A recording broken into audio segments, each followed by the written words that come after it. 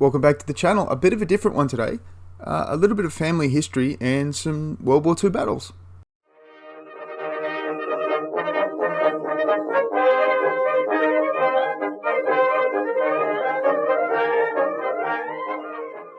So the Australians have this barrage that goes on for a day. The 31st, 51st is ready, and the barrage is on for a day. C Company's ready to block. Who's going to make the main assault? Why, B Company is going to make the main assault. So here is the Pimple. This is the east, this way. That's the east. So here is the Pimple. So what happens is 12th platoon, so 3rd platoon of B Company, come in here. While 10 and 11 come in here. So you have east attack and from the south.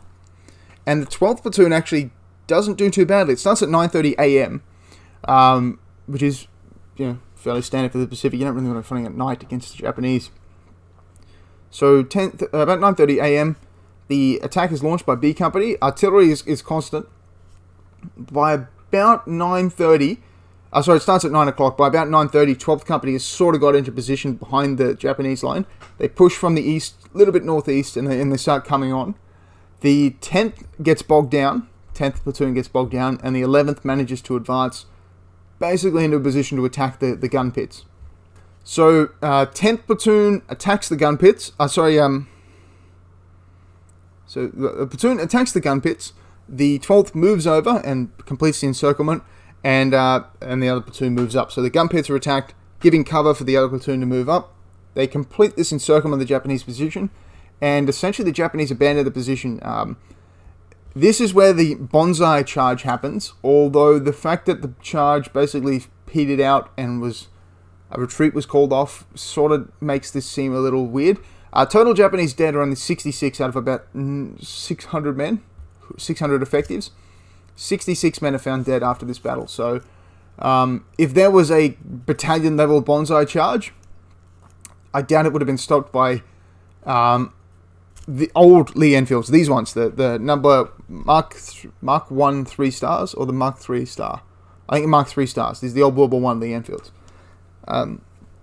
Again, yeah, maybe some number 4 jungle carbines, but number 5 jungle carbines. Maybe some jungle carbines as well. The Australians did like their carbines. Definitely Owen guns, but most of the guys would have had Lee Enfields. Older style Lee Enfields. I doubt a bonsai charge could have been stopped by that. Maybe by Americans. Maybe an American company could stop a bonsai charge from a platoon on a position they'd just taken with zero defensibility and nowhere to really retreat to, but I doubt the Australians had the firepower to resist that. So, bonsai charge may be a bit hyperbolic of historians. It was probably just a normal standard counterattack that got repelled. There is a difference between a bonsai charge and a counterattack. Some people can't get it through their heads that Japanese are fully capable of just doing close assaults the same way a British or a German or an American or an Australian would do a close assault. By engaging with the enemy without having to do a bonsai charge, which is far different. A bonsai charge is like almost a religious thing, almost an honor thing where they charge home and a death or glory type deal. Although it's not death or glory, but anyway, you know what I mean. It's not just a word for a Japanese guy with a bayonet running at you. It's a completely separate thing. So there's a Japanese counterattack on the Pimple. It's repelled, and at this point the Japanese abandon Tsimba Ridge. And at the Pimple, Private Colin Jorgensen gets the military medal for assaulting a gun pit. There was a machine gun, this Japanese machine gun. I love putting extra work for myself in these things, and I don't have to actually find a picture of a Japanese machine gun. They look like this, as you can see by the picture. And Private Jorgensen assaulted this machine gun position with grenades and his rifle with bayonet. He took the machine gun position and he enabled basically the rest of his platoon to move up. And for doing that, he was awarded the military medal. So I'm going to read out the total list of captured firearms. We have 4 field guns, 6 anti-tank guns. There weren't a lot of tanks in this area of the Pacific. They were 47 millimeters. So these, not great. They could have taken out Stuarts or pretty much all the light tanks that the Australians and Americans would pretty much be deploying. Shermans would have bounced this pretty easily. So, and 9 MMGs. So there were 9 medium machine guns on the Pimple. They didn't find any evidence the Japanese had retreated with any. They were pretty much overrun. They didn't have a chance to pull out their heavy equipment. And again, C Company is actually blocking their main path of retreat and harassing them as they pull out. So the Japanese battalion starts to pull out. C Company, of course, counterattacks. Or not counterattacks, but they assault them as they're retreating. And the Japanese manage to hold their battalion together as they pull back. They take casualties, but they manage to retreat back across the river into a plantation, a sort of food plantation, I believe, some kind of food. The Australians then attack that. They're then driven back to a place called Downs Ridge, named after the commander of C Company. I believe he's the commander of C Company. We're going to see him later. Captain Downs, shocking where the name came from. And they assault Downs Ridge, and essentially that's a barely standard ridge assault. And that's the Battle of Tsimba Ridge. It's actually called the Battle of Tsimba Ridge. It is part of the Bougainville campaign, and it is a battle honour for the 31st, 51st. Is the Battle of Tsimba Ridge is on their battle honours. So, how did the Australian public react to the Battle of Tsimba Ridge? Well, 12 Australians were killed in the actual assault. About 20 were killed in the entire action, but 12 in the main assault and 20 were wounded. This was described as, and I've actually got it written down, the fiercest battle of the campaign, the heaviest casualties so far, bloodiest battle of the campaign in the Australian papers.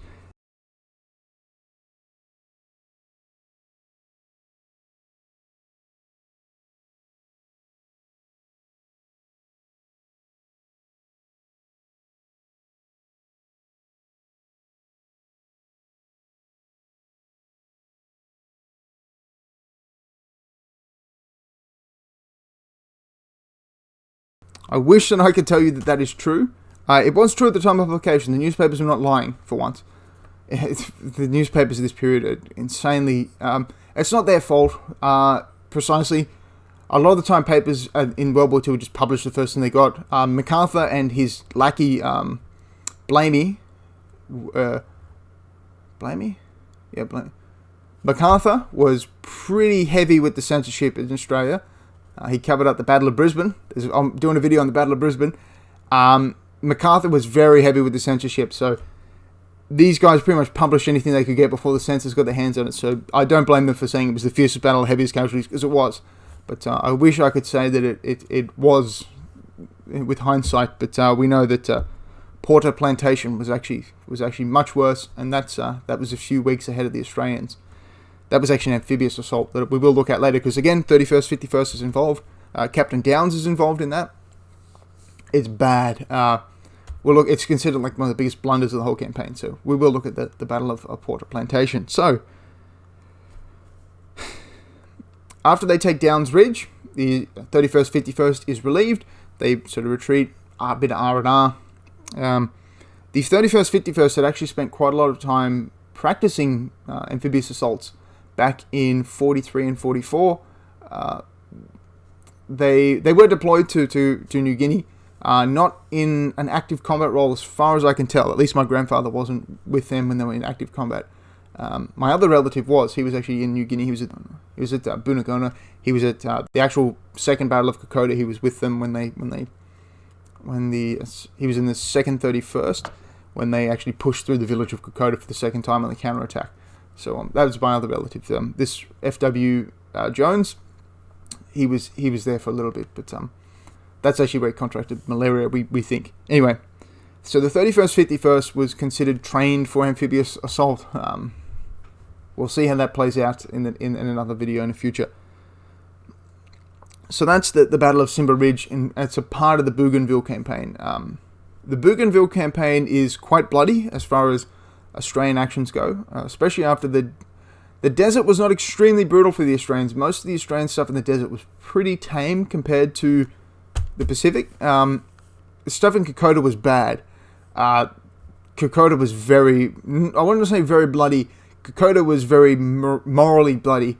You have Blamey, MacArthur's basically lackey, who they had to confiscate hand grenades and rifles. NCOs had to confiscate hand grenades and rifles when he gave a speech, and called the Australian troops rabbits, that they were running away like rabbits from the Japanese, and that they were basically being cowards because they should stand and fight the Japanese, and blaming MacArthur were going to build a road along the Owen Stanleys, which was impossible to do even now. Blamey was not popular. Bougainville really gets messed up later on, but they do have victory. And yeah, so thanks for watching this video. This is obviously a video important to me. Well, it's 45 minutes. I'll have it a bit shorter than that. Again, it's very important to me because my grandfather was involved. We don't know exactly where. We do believe this is where he got our family sword, which I don't have a picture of, but here's a picture of one of, it's a Japanese NCO sword. It was made in Tokyo in 1944. We've actually got the markings. We know the factory, when it was made and where. I would love to actually get a hold of that. That's actually at my grandparents' place. So I should go there one week and ask to borrow it, or even just take a camera and film something about it, because that's a genuine Japanese NCO sword. They're quite interesting, very light. It's made out of full steel. It's a very interesting thing to hold, and we believe he got that here. He probably didn't get it himself. They probably didn't kill a guy and take it off him, but it was probably lying around. I imagine if you're an NCO and you have to run away from somewhere quickly, that you'll probably just take it off and leave it on the ground, or it has a scabbard and everything with it. So we assume that he got it here, or he bought it off someone who got it here. You pick it up, I'll trade you X for Y, or some beer for a sword, or some food for a sword, or whatever. So yeah, we believe. We don't have no proof of that, but we believe. The sword is genuine, but where he got it is different. Anyway, thanks for watching the video. Thanks for enjoying the rambling. Thanks for indulging me with a little bit of family history. I'm going to sit down now and do the Battle of Brisbane. That'll be a much more light-hearted video. If you've never heard about the Battle of Brisbane, you can thank General Douglas MacArthur for probably universally hated, probably the most hated man of World War II, the most hated man of World War II on the Allied side, who wasn't a Russian. So, yeah, that's quite an achievement. There are quite a few guys on the Allied side who bungled things up. Yeah, so Battle of Brisbane, a little bit of fun. People did die, but it's not a serious affair, as in it's not a proper battle. It's just a name given to it. So stay tuned for the Battle of Brisbane video. If you'd like to see more of this exploratory family stuff, I'm going to be personally researching the Uncle Len and my great-grandfather a little bit more, just dig into the details a little bit more. If you'd like to see some of that stuff put out here, obviously I have to censor some stuff for doxing reasons, although most people know who I am anyway. But yeah, just to be 100% safe. So yeah, if you guys would like to actually see that, let me know in the comments below. And yeah, if you guys would like to see the whole Bougainville campaign, I'd be happy to cover it.